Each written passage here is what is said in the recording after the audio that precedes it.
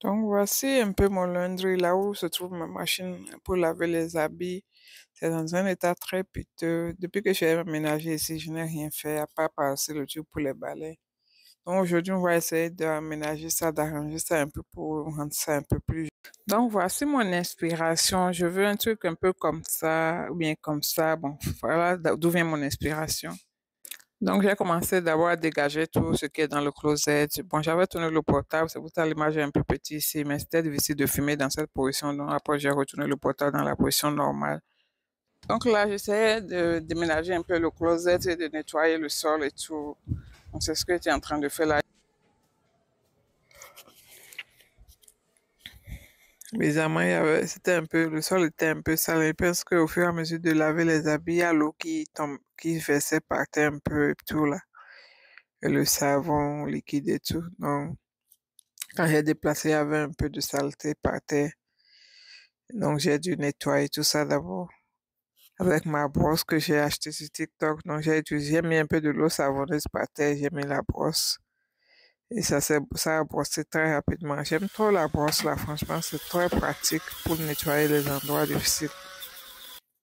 J'ai profité pour nettoyer aussi un peu la machine. La machine n'était pas trop sale, juste que quand on met le savon liquide dessus tout le temps, donc parfois ça se verse dessus. Donc la machine a séché, c'est ça qui est à droite, et la machine à laver, c'est ça qui est à gauche. Franchement, la machine à laver était très très lourde. La machine à sécher, j'arrive à le déplacer très facilement, comme vous allez voir, mais pour l'autre, là, négatif. On a été en train de réfléchir pour voir quelle méthode je vais faire, comment est-ce que je vais arranger les trucs et tout.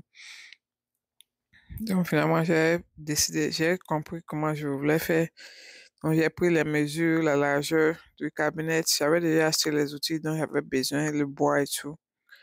J'ai acheté ça. Donc l'étagère qui est là, j'ai décidé de garder, d'ajouter un autre étagère et après d'ajouter un grand étagère directement sur la machine. Donc là, j'étais en train de chercher le bois dans le mur pour savoir là où je vais clouer mes poses, les poses pour poser mon étagère. Vous allez voir ça après.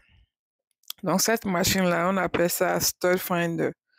C'est une petite machine, vous pouvez trouver ça à 10 dollars, 15 dollars. Moi, j'ai acheté pour moi sur Amazon à 15 dollars.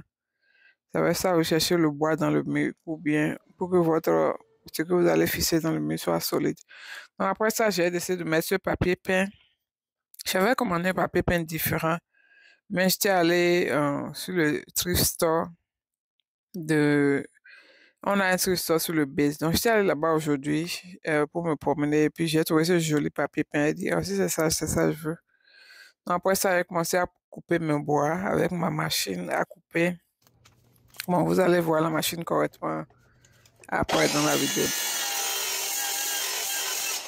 Donc, voilà le papier peint. J'ai fini de mettre le papier peint en haut et en bas.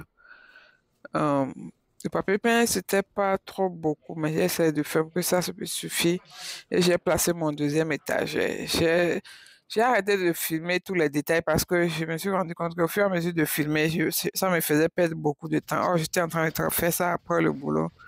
Donc, j'ai commencé à faire nuit, au fait. Donc, je filme juste l'essentiel pour que ça puisse aller vite. Donc là, j'étais en train de couper le bois qui va me servir d'étagère pour les étagères supplémentaires. Ça, je suis en train de couper là.